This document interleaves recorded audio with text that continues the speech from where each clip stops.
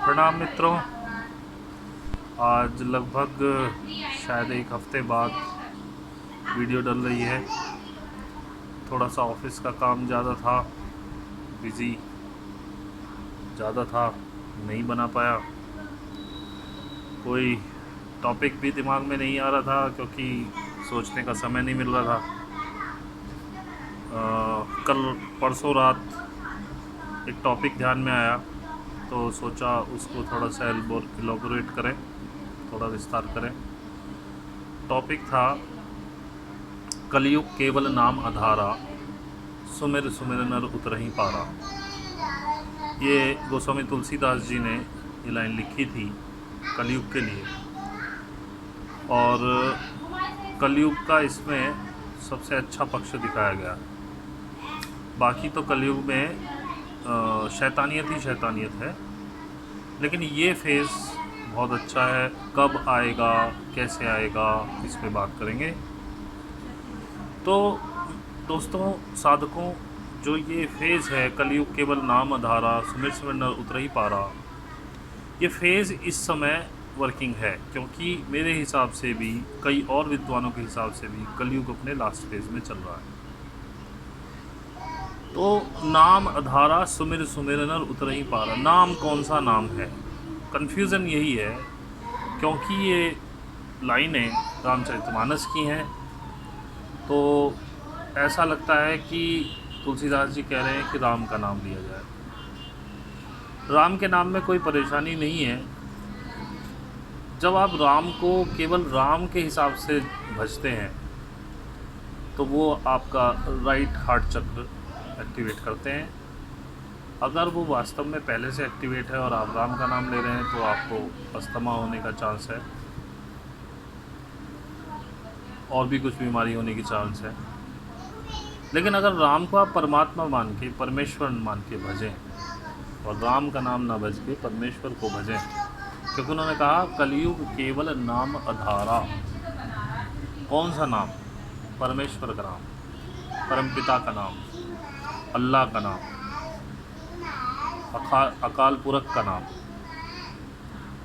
जो अजन्मा है, अनादि है, अनंत है, जिसने कभी जन्म ही नहीं लिया, जो कभी मरता ही नहीं, जिसने अपने सामने सामने इस पृथ्वी को कई बार रिसेट किया है। इसका जिक्र आपको बाइबल कुरान में मिल जाता है, बाइबल में, ओल्ड टेस्टामेंट में, नूह की बाढ़ वगैरह में कैसे रिसेट किया। वो वहीं रहता है, वो इस पृथ्वी की हर चेतन, हर जड़ में है।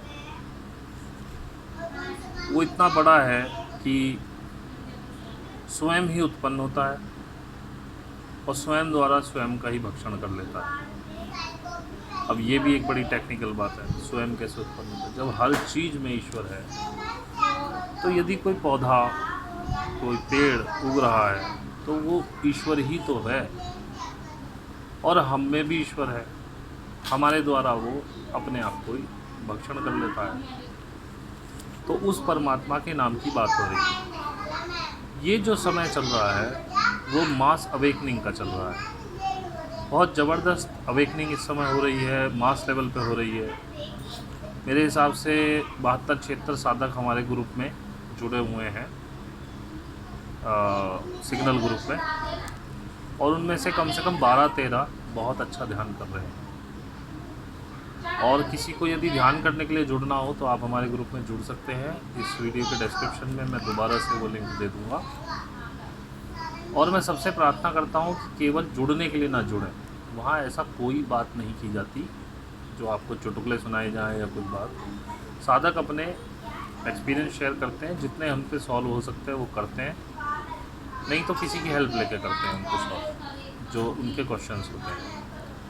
कोई बकवास नहीं होती है, कोई पैसा नहीं लिया जाता है, केवल साधना की बात होती है। मैं तो वहाँ पर भी जो बहुत सारे जुड़े हुए हैं, जो कभी एक्टिव ही नहीं होते हैं, उनसे भी हाथ जोड़ के हमेशा प्रार्थना करता हूँ कि आप ग्रुप लीव कर दीजिए। हमें नहीं चाहिए ऐसे लोग जो साधना नहीं कर रहे हैं, बिना मतलब पड़े हैं, भीड़ बढ़ा रहे हैं। भीड़ बढ़ाना हमारा कोई मकसद नहीं। तो बात चल रही थी कलयुग केवल नाम आधारा। उस परमात्मा का नाम यदि लिया जाएगा, जो हमने प्रोसेस बताया है, क्षमा करना, क्षमा मांगना, क्षमा कर देना, अपने आप को क्षमा कर लेना, तो आपकी अवेकनिंग हो जाएगी और आप इसी कलयुग में उस परमात्मा से मिलेंगे। अभी एमरान्स का वीडियो आया, 5D पोर्टल खुला हुआ है उनके हिसाब से 10 जून तक, लेकिन जो उस लेवल पे हैं उस पोर्टल का फ़ायदा वही उठा पाएंगे।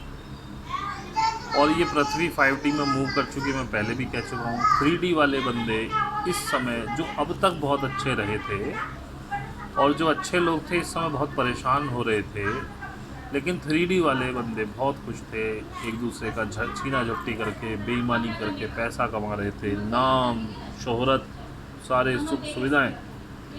अभी उनका समय बड़ा चैलेंजिंग होने वाला है और जो लोग अच्छे थे और उन्होंने प्रॉब्लम्स में रहे, वो अब 5D वाले बंदे हो जाएंगे और अब उनका आनंद का समय आ रहा है। और 3D बॉडीज़ इस अर्थ पर नहीं रहेंगी, अब इनका समाप्त होने का समय आ गया है। एक फ़ेज़ आप देख चुके हैं, अभी दूसरा फ़ेज़ भी आएगा।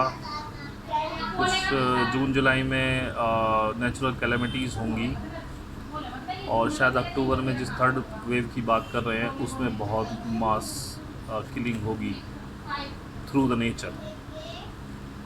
नेचर जिसको चाहेगी वो बचेगा, बाकी आप कोई डॉक्टर, कोई इंजेक्शन, कोई बड़े से बड़ा इलाज आपको नहीं बचा पाएगा। तो surrender to God.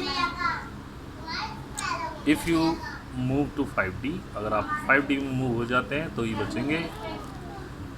3D bodies अगले 3-4 सालों के अंदर लगभग समाप्त हो जाएंगी, शायद 2025 या 26 तक समाप्त हो जाए या पहले भी, मैं एग्जैक्ट नहीं कह सकता हूँ, ये सिर्फ अंदाजा है।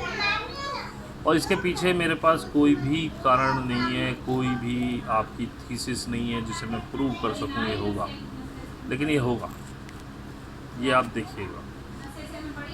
मैं किसी को डरा नहीं रहा हूँ, सिर्फ मैं कह रहा हूँ अगर बचना है तो परमात्मा की शरण में आइए और कुंडलनी अवेकनिंग कीजिए। This is the only way to survive on this earth, because everything is moving towards 5D। Earth has change to 5D और ये 5G का रेडिएशन, 5G की मिलीमीटर फ्रिक्वेंसी, इस सब से आपको यही बचा सकती है। तो ये तो हुई हमारे टॉपिक की बात।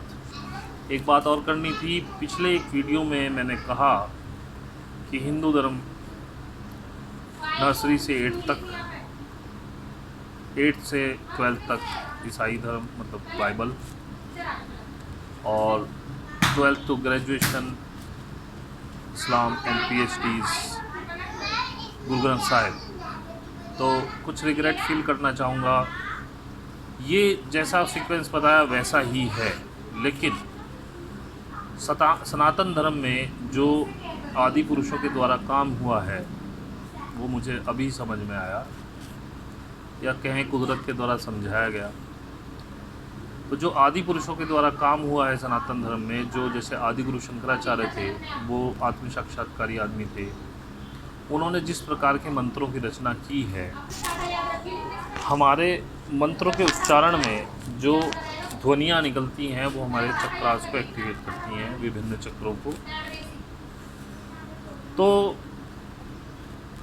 उसके लिए कहना चाहूँगा कि PhD अगर आपने ग्रंथ साहिब में करती हैं और PhD से ऊपर भी कोई चीज़ होती होगी, फिर वो वास्तव में दोबारा से सनातन धर्म उसमें आ जाता है। इसीलिए मैं मंत्रास को बोलने के लिए मना करता हूँ, क्योंकि एक भी मंत्र में जो ध्वनियाँ निकलती हैं वो आपके अलग अलग चक्रों को अलग अलग एक्टिवेट करती हैं, और आपको नहीं पता है आपके कौन से चक्र एक्टिवेट होने चाहिए, कौन से नहीं, कौन सा मंत्र आपको फ़ायदा करेगा, कौन सा नुकसान करेगा।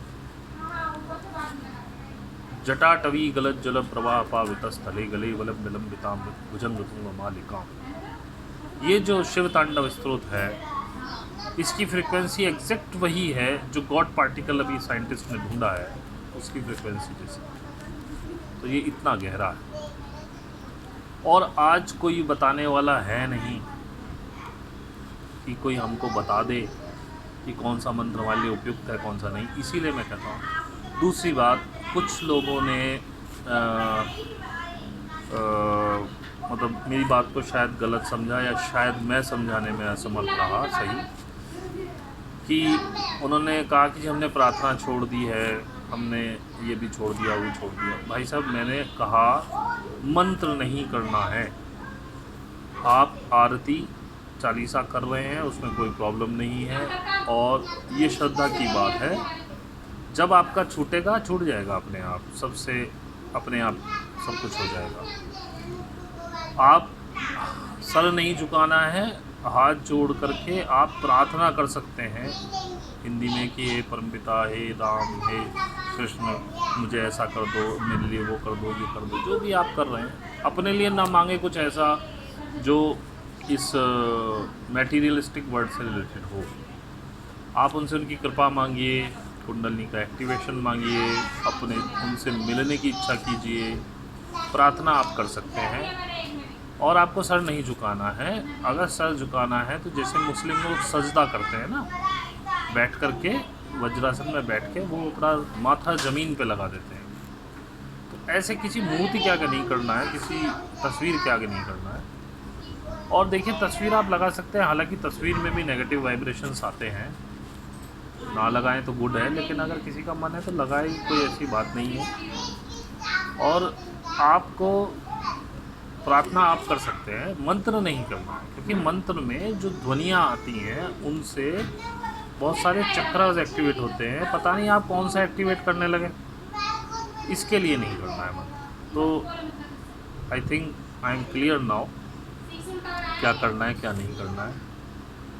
तो बस इतनी ही प्रार्थना है आपसे कि आप मेडिटेशन कीजिए, अपने आप को ऊपर उठाइए और परमात्मा से मिलने का मार्ग साफ कीजिए। इसी ज़िंदगी में आने वाले कुछ सालों में परमात्मा आपको दिखाई देंगे, आपको दर्शन भी देंगे, आपके साथ इवॉल्व भी होंगे, और आप 5D में चेंज हो जाएंगे। वर्ल्ड आगे 5D वालों का ही होगा। तो ज़्यादा कुछ इस वीडियो में मेरे पास बताने के लिए नहीं है, क्योंकि मैं बिल्कुल आउट ऑफ सीक्वेंस हूँ 1-2 हफ्ते से लगभग। अब जैसे जैसे आपके प्रश्न आएंगे उस हिसाब से आगे बनाऊँगा। बहुत बहुत धन्यवाद।